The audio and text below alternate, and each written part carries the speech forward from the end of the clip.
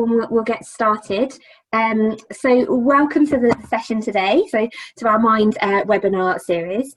So today we're going to be tackling the big subject of mental health and safeguarding in sport and physical activity. So my name's Hayley Jarvis. I'm the head of physical activity at Mind, and I've worked with many of you before.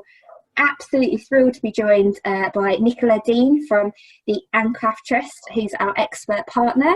I'm sure Nicola will introduce herself in a minute, but Nicola and myself have worked together on our guide to safeguarding and managing risk in adults, and it's fair to say I think we've both seen a real increase in inquiries over the last few years, and we're actually reviewing that guide at the moment. So any of the questions that you've sent through will be really helpful in both the discussion today, but also in updating that guidance. And if we don't get a chance to answer your question, we will come back to you in the next couple of weeks with responses. So appreciate we can't answer everything in 45 minutes. Today, just to sort of set the scene, we are going to focus on adult safeguarding and risk management, and I appreciate we've got some questions about children and young people, so where we can answer those we will, but just also to sort of reiterate sort of the expertise from Mind and Ancraft Trust has been in the adult sphere, so we will signpost you to other resources as well. Just quickly on a housekeeping point of view, if you can pop all your microphones to mute, just so that we can avoid any background noise. I say that just as my dog starts barking. I've got a cockatoo. Hope he's quiet. And please use the chat function, so hopefully you can find the little chat button to ask questions. So we will try and build in some time and space for questions and answers at the end of the webinar. We are recording the webinar at the moment, and we hope to be able to upload it to the Mind website. We've got a few GDPR issues that we're working through at Mind around that. So just in case, wanted to sort of flag that to you. Certainly we'll send around the slides afterwards and any of the resources that we signpost to you today. Okay, before I kick off and share my screen, also just wanted to sort of make the sort of flag the sort of a trigger warning. You know, we've all got mental health, something that we've all got. Some of us have got mental health problems, and we may have experienced trauma or challenging events in our lives. So it's really important that you take care of yourself during this session. If you need to step out and take some fresh air, please feel free to do so. We are recording, and we'll certainly share the notes as well. We're not going to ask you to share anything that you don't feel comfortable with sharing.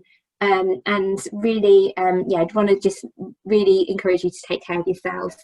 It's okay to not be okay, and I'm just going to pop some contact details in the chat for further support for your mental health as well. So yeah, we want to have a really productive session.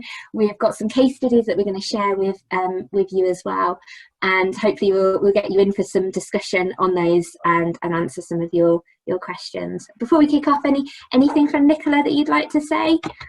No, hello everybody. The sun has come out in Hull, so it just must be the best day, although it's probably not as nice as the Philippines, where I can see there's some people in the Philippines. But yeah, welcome everybody, lovely to be here. So Nicola and I are going to be a bit of a double act today, and I'm going to kick us off, and we'll hopefully get the technology right, so hopefully everything's on our side today. So during this session we are briefly going to look at who are adults at risk. We're going to talk about risk management, so how we support people when they're at risk from themselves, which is slightly different.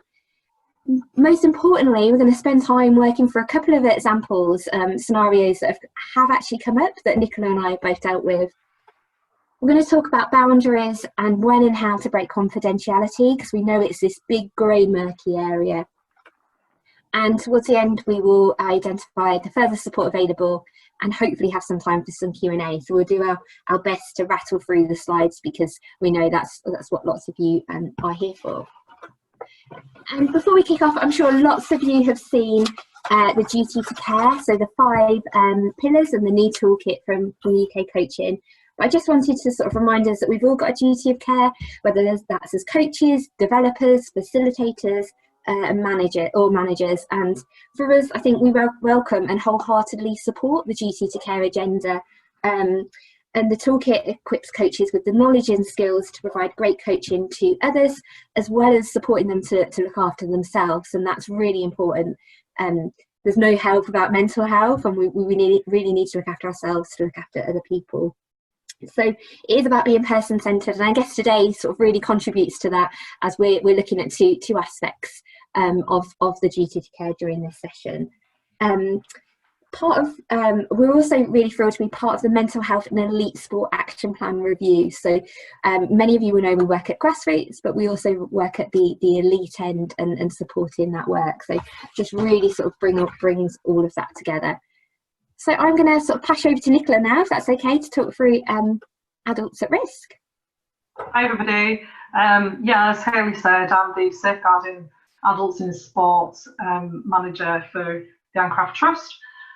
And people we talk about now are adults at risk. So we don't tend to talk about people who are vulnerable adults.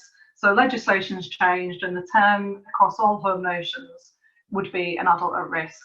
So this is the definition from the Care Act 2014, and that's for England, but it's very similar to the legislation in Scotland, Northern Ireland and Wales. So an adult at risk, simply having a mental health problem doesn't make you an adult at risk.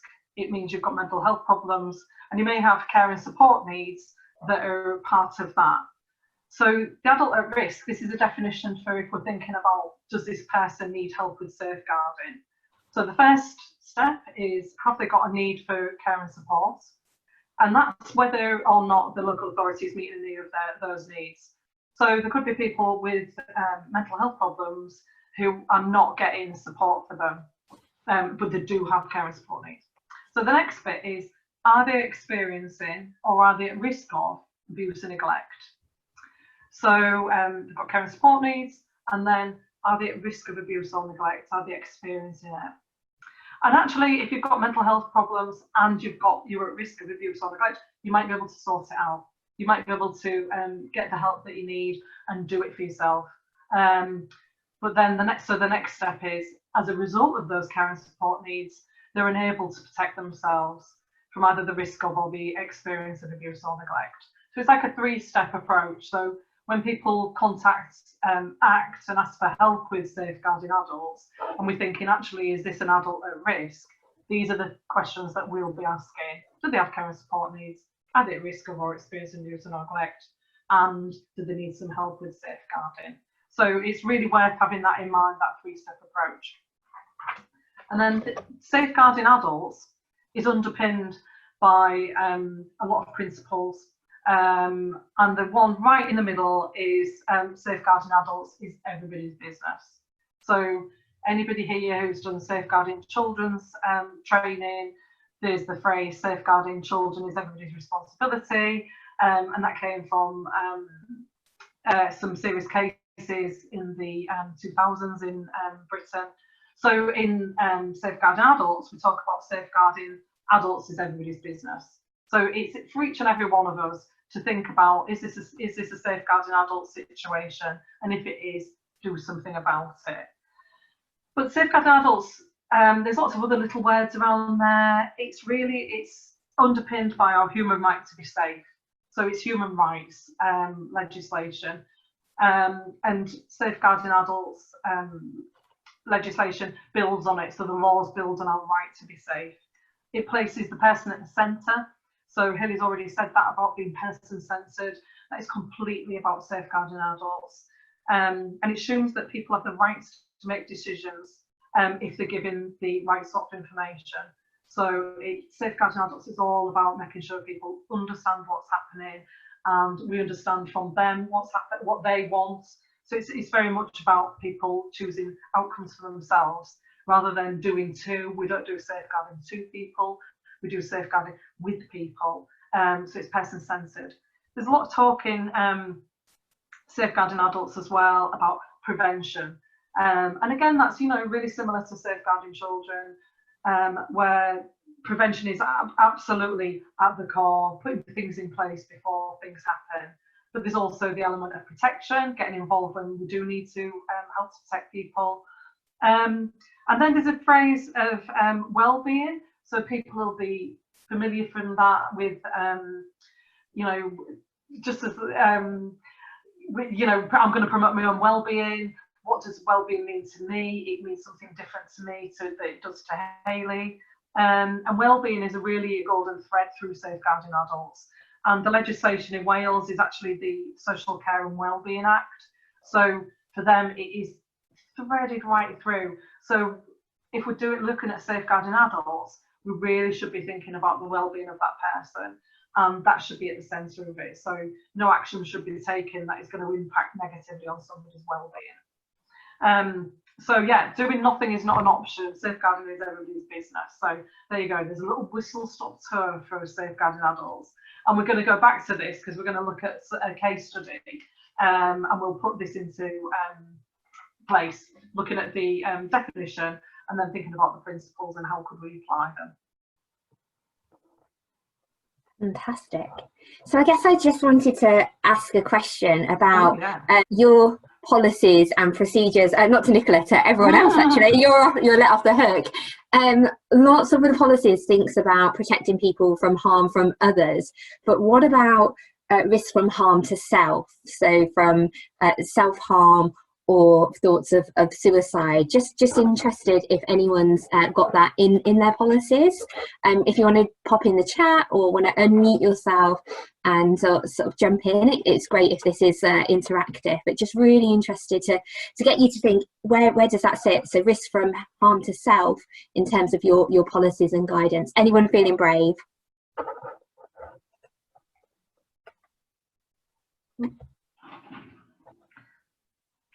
Do you know, Hayley, I think you've raised something that I'm not sure I would think to say to people to put in. I think you've raised a good point. Yeah, no, and I guess it's just, I just really wanted to ask that question to provoke that thought process. And I guess that's where we started when we looked at the safeguarding and risk management guide. So, oh, we've got a chat in the comment. So we'll let you off, Rafi. You only came into your role yesterday, so yeah, not a problem at all. But I think it's something where it's prompted lots of thinking, and certainly I've been having this conversation with other governing bodies and partners. So we've got a great deal around self-harm for children, as it's a key area, but not for adults. Okay, so it's prompting some thoughts. That's really good. Not formally in our policies, but it's something we're considering. We've got some practice, so people that have had experience of students experiencing suicidal thoughts and contacting helplines. So it's in their sort of their practice, but maybe not in policies or guidance. And again, I just wanted to add that as a bit of a thought starter for today and to frame some of the conversations that we have. So at Mind, we have an approach to risk management, and this is where the guidance that we worked with on the Ancraft Trust came from. We were starting to see lots of safeguarding questions, but also the thoughts about risk to self because of someone's mental health problem. So it is an approach to managing situations when someone is at risk from themselves rather than an external person, and normally due to self-harm or suicide.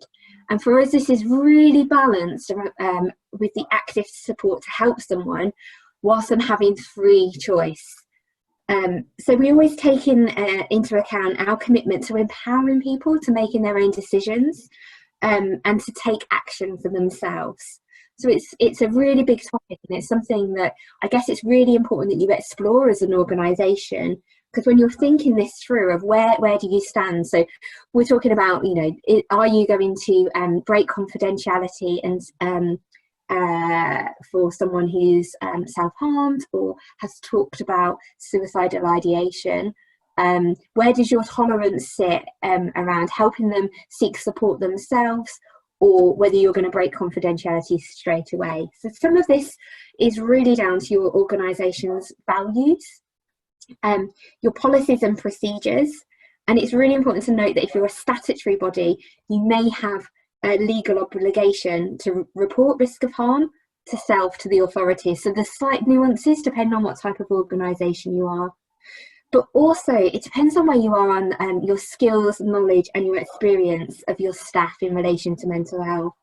So, for example, you might be working with mental health professionals or working with them to deliver a sports program where they can give you clinical advice. And perhaps for some people will struggle with self-harm and suicidal ideation, suicidal thoughts. That might be part of their everyday life. Therefore, breaking confidentiality for them may not be in a clinical setting appropriate to do. So you might have those programs where you've got people with high level needs, you've got the care plans, you've got the risk assessments, you've got a mental health professional, meaning that you've got a level of insight that you wouldn't have at 7 o'clock on a football pitch on a Thursday night. So it really depends on your organisation, but it's the kind of conversations that are really important to have. You might have support from other professionals and services. So you might have your own confidential helplines. You might have mental health professionals working with you, and you might have professional supervision, so clinical supervision as well.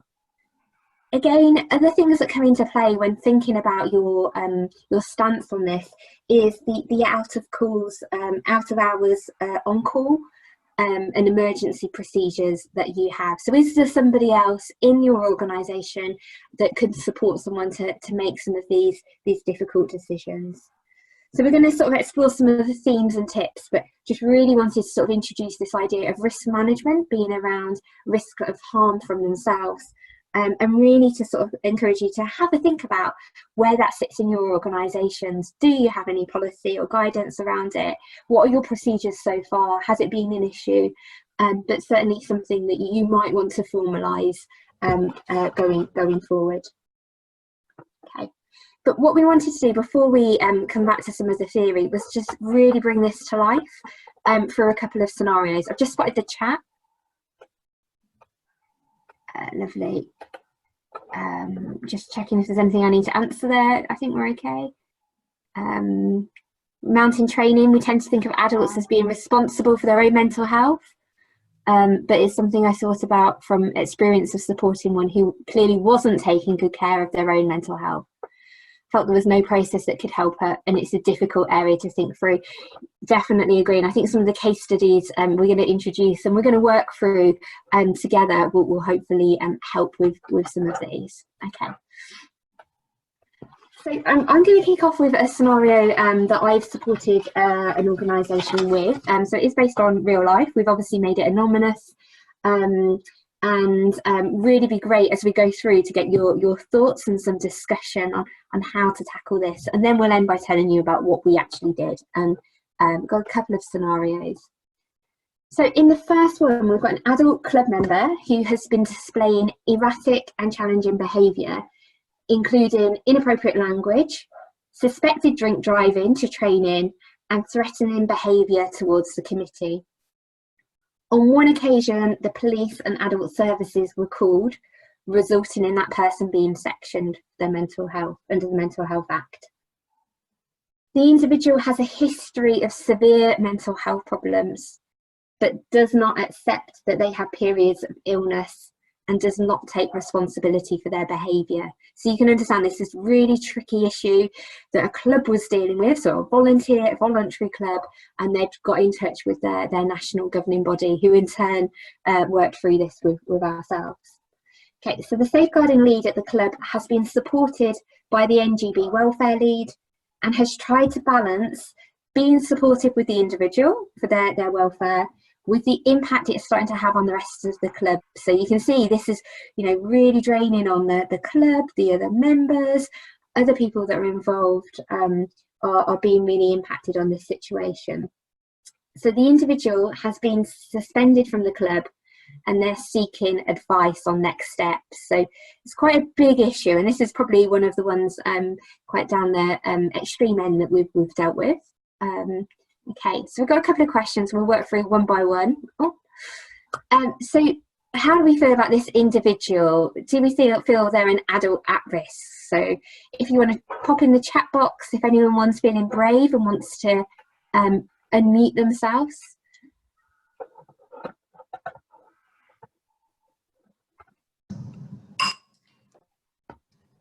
I don't think there's anything in there that suggests he's an adult at risk with the legal definition.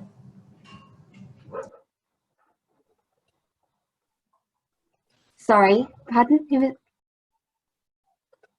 Hello, can you hear me? Yeah, can you repeat that? Sorry.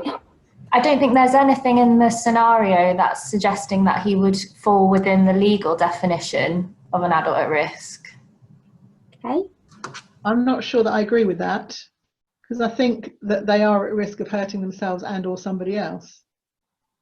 So, and I think that for me, in a way, the most scary bit is the fact that they don't take responsibility for themselves, which means that they are a risk to other people as well as to themselves. Good discussion. Any other thoughts that anyone wants to come in there? We've got a few on the chat box, because I think these are some big questions. So we've got a few people saying they believe they're at risk whether they know it or not. So there's history of severe mental health, but we don't know about the agencies that they're working with. Some debate. I think he has severe mental health problems, so he has a care and support need. Few conversations in there. Any other thoughts before we possibly at risk, but they're not aware of this? Yeah, definitely at risk to self and others. The drink driving, sort of illegal behaviour. Yeah, behaviours would harm themselves or next. Okay. So we, and this is a very, very grey area. So we think they're at risk to themselves. We don't know about the care and support needs. Yes, care and support needs, yes. At risk to others, yes. Yes, I would say. So we know they had been sectioned and had access to services previously, but we didn't know actually at this immediate time whether they were receiving the care and support. Mental health problems wouldn't immediately class them as at risk. Their behaviour would do this.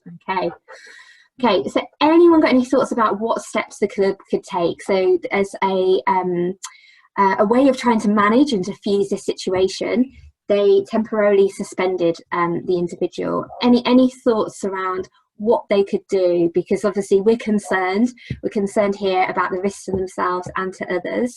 Anyone feeling brave to unmute themselves and to share what they would advise in this situation or what they might try? Hi, it's Kath here from the RFU. Okay. Hi, Kath.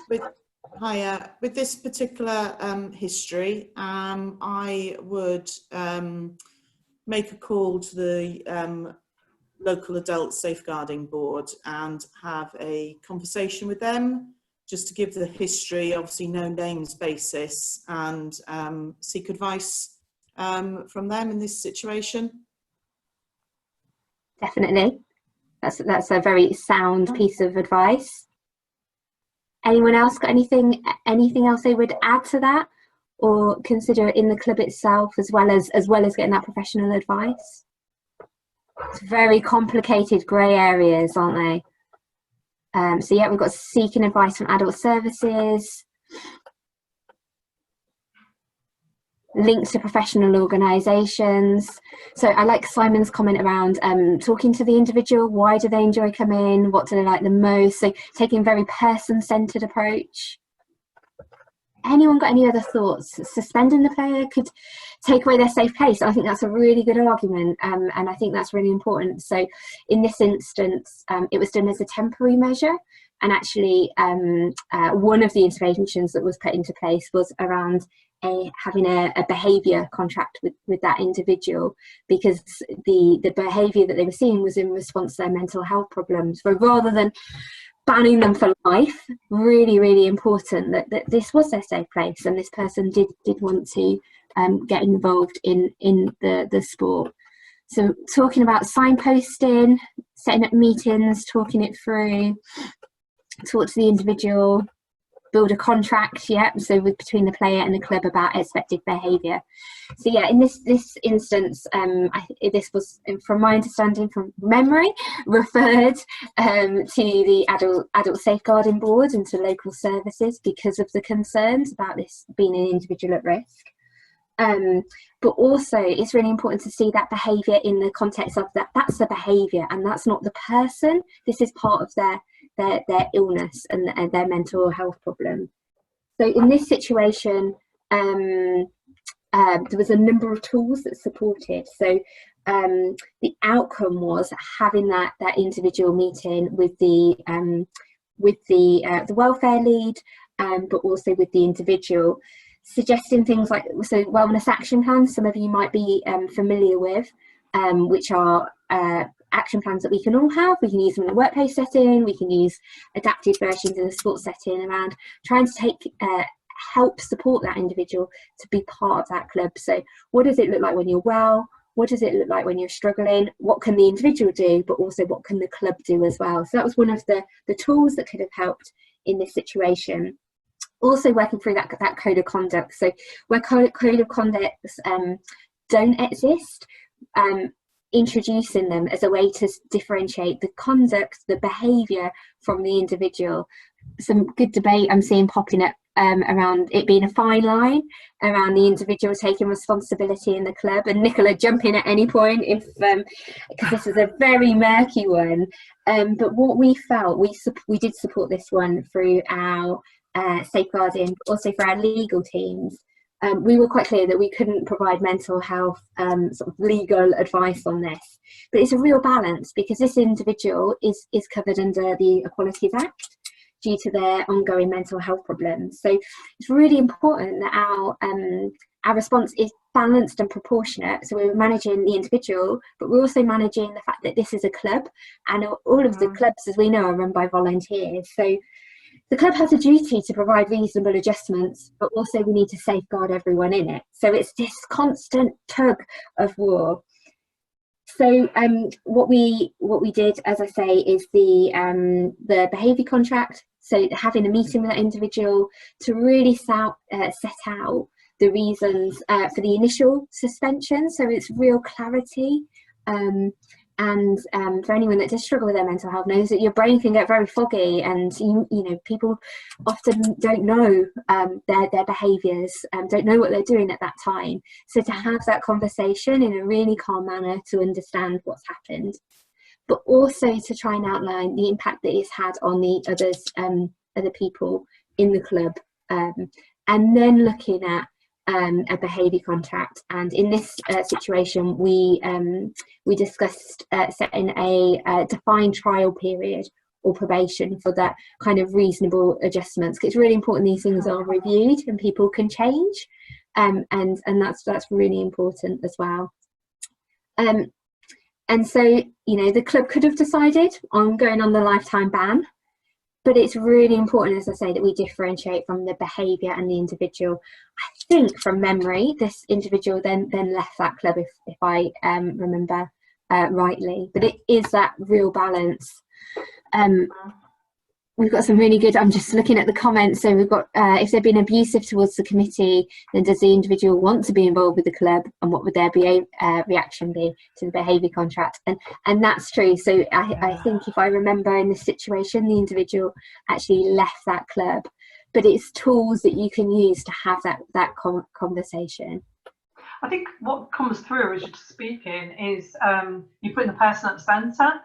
So one of the phrases on the word cloud is about making safeguarding personal, and it's about putting the person at the centre and thinking what's right for them, but you've also got to balance that. I'm just picturing a set of scales. You've got to balance that with the risk to other people as well. So, you know, the behaviour within this setting has got to be okay to not place other people at risk, but they themselves have obviously got needs that you're trying to balance with it. So yeah, safeguarding adults often do illustrate it with a set of skills and all these things that go around. You know, they've got human rights, but then I've got human rights to be safe as well. There's never an easy do this and then it'll all be sorted, because we're talking about lives. And very complicated, particularly because this individual wasn't taking responsibility for their behaviour. But if you put those things in place, so I think someone was saying, well, what happens if you try and put a behaviour contract and then that doesn't work? Then you've got to safeguard the rest of the adults at the club and the rest of the club too. So that's fair and proportionate, and you've tried to make it person-centred, and that is okay. So yeah, really really grey area, but certainly one that really challenged our thinking, and certainly I saw in the comments lots of people signposting to professional support, and that is certainly something that we did both nationally and locally as well, and offered to sort of support those conversations, and offered to link up the club with the local mind in that instance. So very, very complicated. So I think, just looking at the time, we'll move on to the next scenario. I think you're going to take them through. That's okay, Nicola? Yeah. I was just thinking as you were saying it about knowing what your role is. So what is your role, and not getting too involved sometimes. So yeah, scenario B for us was somebody who contacted me a few years ago when I was first in post, and wanted to tell me about what had happened to her, and wanted me to use it when I was speaking to professionals, so that to raise awareness of safeguarding adults. So this had been and gone when she spoke to me, but it was absolutely still there for her, and it was still very painful for her. So Kath, not a real name, she had a mental health problem and was receiving support from a nurse. The nurse suggested that Kath could benefit from taking part in more activity. So they wanted all the benefits that we know about sport and activity. You're going to meet friends, you're going to get fitter, you're going to get social life. And so she did something called social prescribing, where she was able to link her up with a gym, and they could cover the cost. So it was something that Kath was a bit wary of, but she wanted to do it. So she attended a class initially, liked the instructor, really friendly, really great guy, and so much she approached him to have personal training. So she'd moved from the class that it was social prescribing into one-to-one with this instructor. And right from the start, and she kept saying to me, you know, I told him I've got mental health problems, and I kept saying why I am coming, you know, to build my confidence.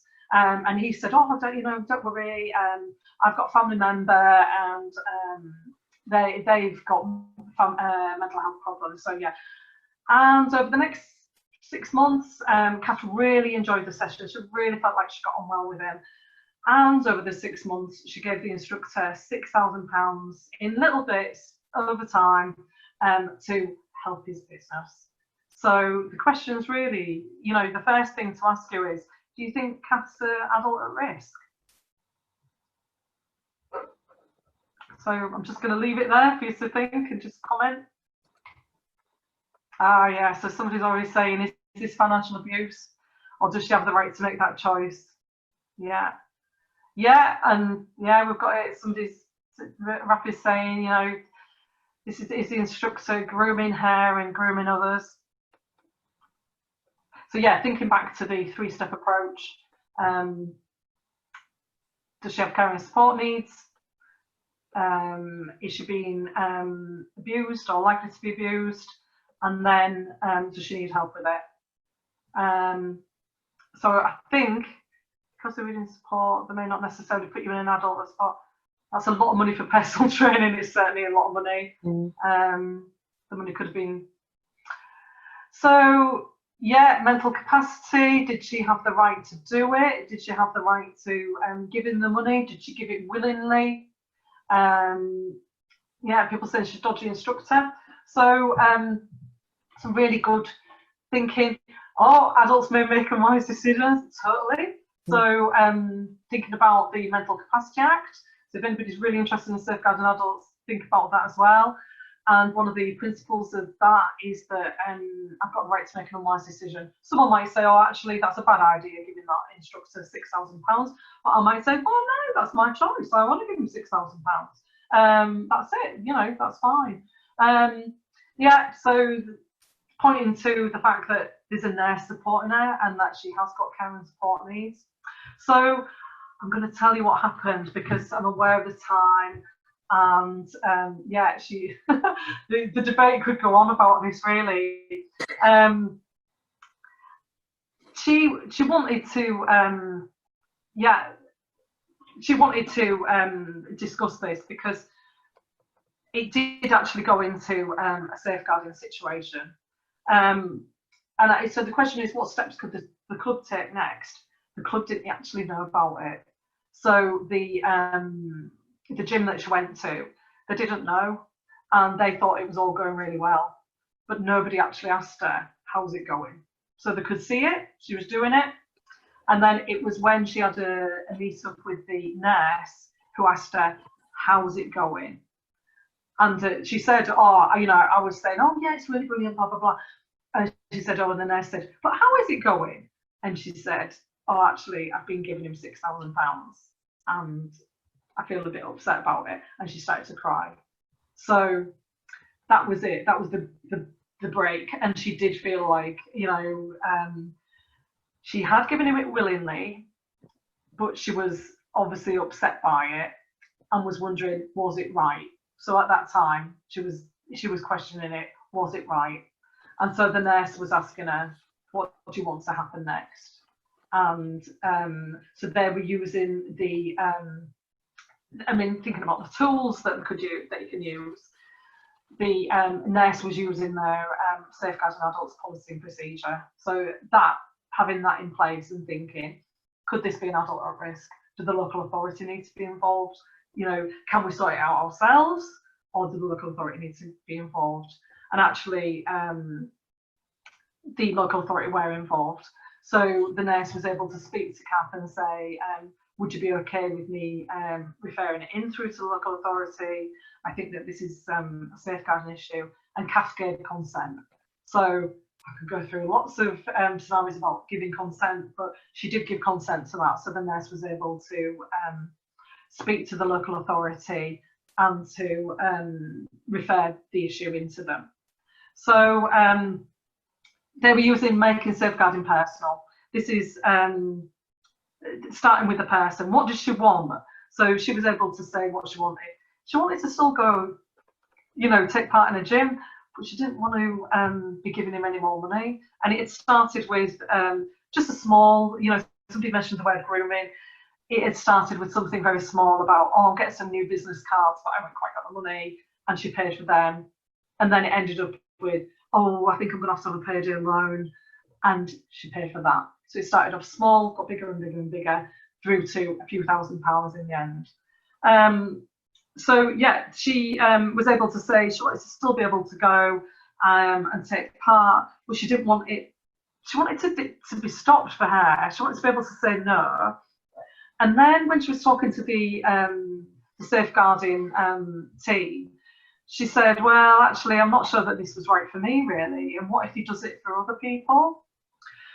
So there was another tool that the local authority did was hold a safeguarding meeting, and the police were involved. The Kath was very much involved. The nurse was involved. And there was a discussion about what happened and what was going to happen next. So there was a clear plan in place. The debate that you're having about was there an offence? The police weren't able to press charges because of that thought, well, actually, she did give it willingly. And there's loads more you could be said about that, but they couldn't press charges. But what the local authority could do was stop any social prescribing through to that gym until they knew that they had correct policy and procedures in place. And the thing that Hayley's been really talking about is about having some boundaries and making sure that there are some boundaries in place, and that people, the instructor has overstepped their boundaries. Yeah, and then I can see somebody saying about a DBS check. So yeah, I'm sure it's probably unlikely that it could go through. But the local authority would have a duty to report this into the DBS and to say that this has happened. Whether this, they then look at regulated activity. The other thing you can look at with this is the instructor a member of a national governing body or an overarching organisation? So they're a personal trainer, they might be registered with reps or with SIMSPA. So these are the organisations. Yeah, I was just seeing somebody said that. So he could be reported into that. And then the other thing is, I think for the tools, is the process was a tool. And actually, for Kath, the process of going through that safeguarding did help her. She felt she was being listened to. She just kept saying, I feel ashamed, I feel, like it was terrible, but the process was good. And then she was able to tell us, and we were able to share it with you. So yeah, it's it was muddy, really, what happened. He didn't get prosecuted. He could have gone on and still been training with other people. What happened to the dodgy coach? I think he's probably still training with other people. So the things I would say is having codes of conduct, people knowing what's okay and what isn't okay. Kath should have known, actually. She should have been given that, and here we go. Haley's onto it now. Go on, Haley. Yeah, no, just really conscious of time. I was just like to bring that, because you've covered lots of those things there around code of conduct and training, and the support and the boundaries, I think are absolutely keen.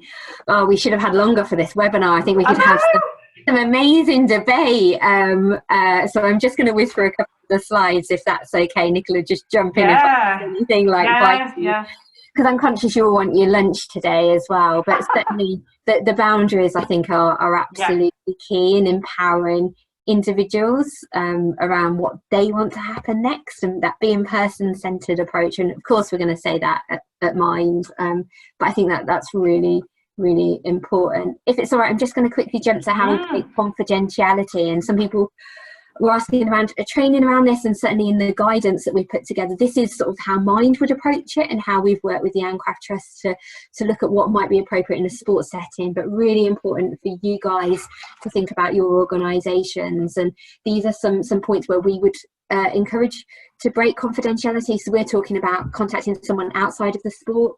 And when we talk about a mental health crisis, it's if an individual feels their mental health is at breaking point. So they might be, so a breaking point, I think, is key. They might be suicidal feelings, extreme anxiety or panic attack, psychotic episodes, or other behaviour. And I think it's important that talking to that individual and empowering them to make decisions is really, really important, that they seek help and support, and you support them to do.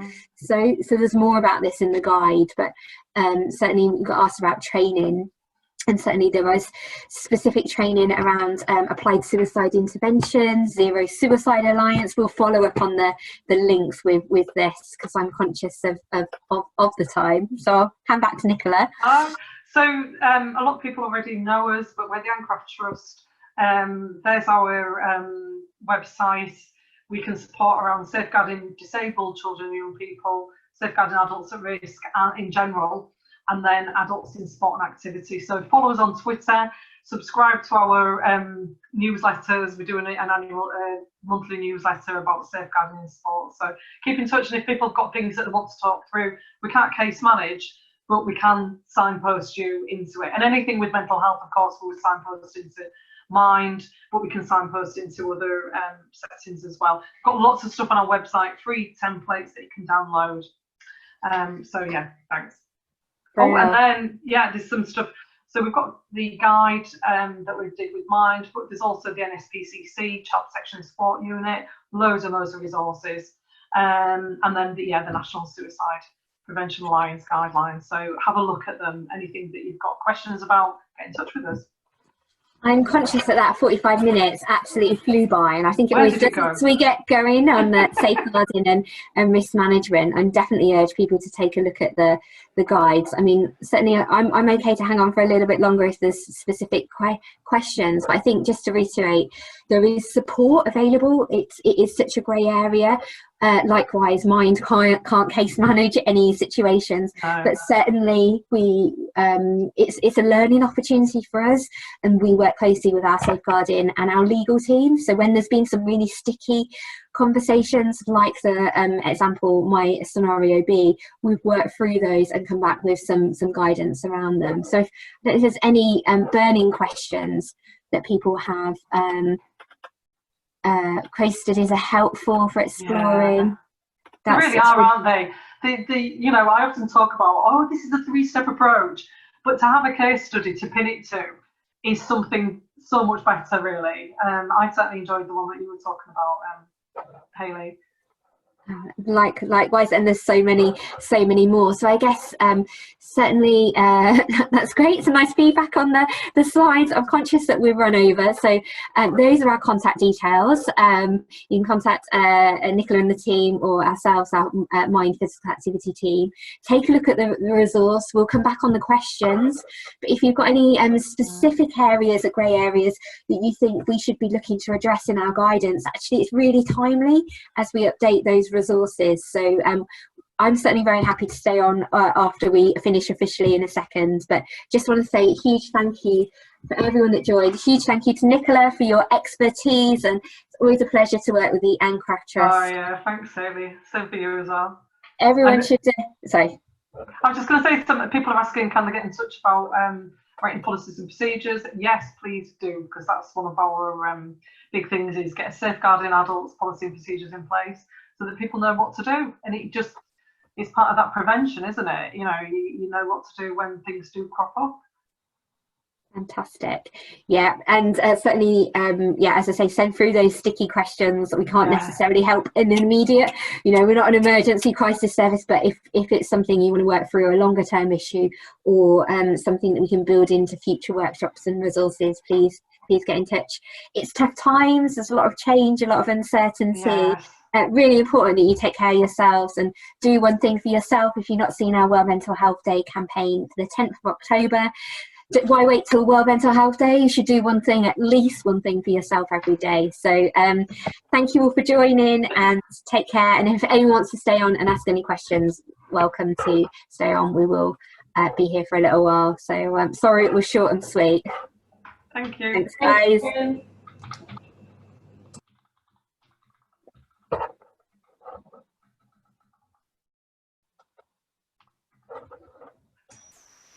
Hey Nicola. Hello. Right. Hi Elizabeth, you got on. Yeah, I was there. I couldn't make the chat box work. A really silly question, but what am I doing wrong? Any ideas? Chat. Oh, Sam might be able to say. Is it at the bottom? Are you on a computer or a phone? PC, Zoom. Yeah. It normally comes up at the bottom. Yeah, I can see the bottom. Yeah, Stop video, security, chat. giving me the option to send, so I'm just wondering what I'm doing wrong. Oh, press return. Uh,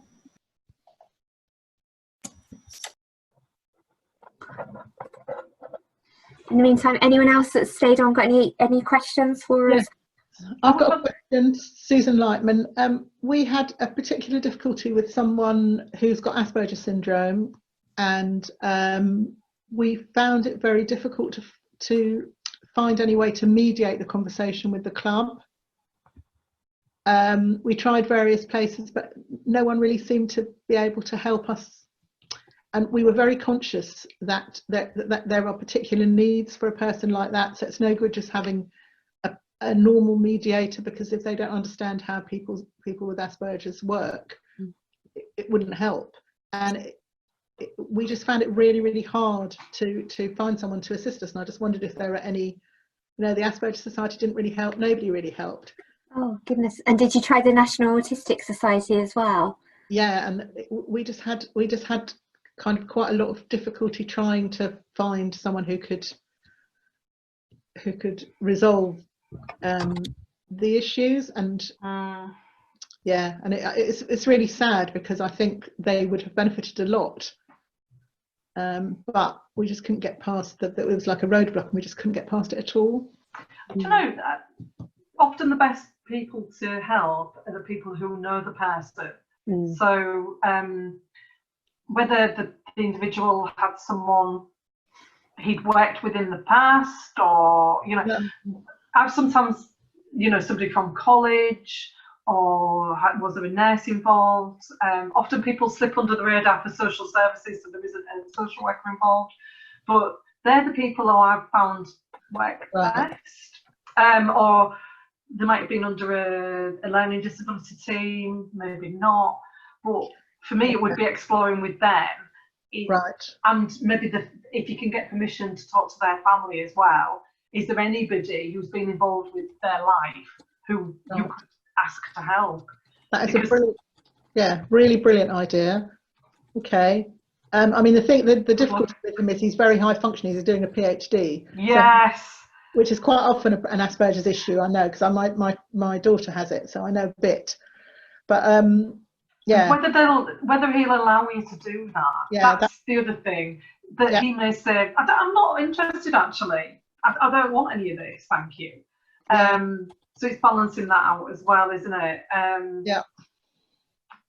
Yeah, I don't know. It's there's never an easy answer, because if he won't acknowledge it and won't ask for the help and accept it. I mean, it could be that he gets support through the university where he's studying, and they couldn't possibly get in touch, but it could be that he doesn't get any support whatsoever and just gets on with it. Thank you very much. So, grey areas those, I think.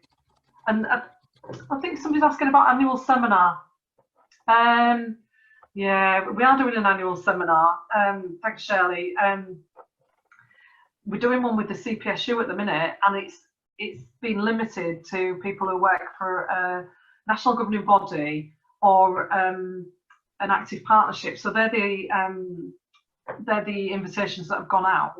But if you want to email me and say you're interested in attending the seminar, then I'll see if we can. I know you have been coming actually, so I'll see if we can get you a place. So send me an email and we'll see what we can do, because I know you are a regular coming as well.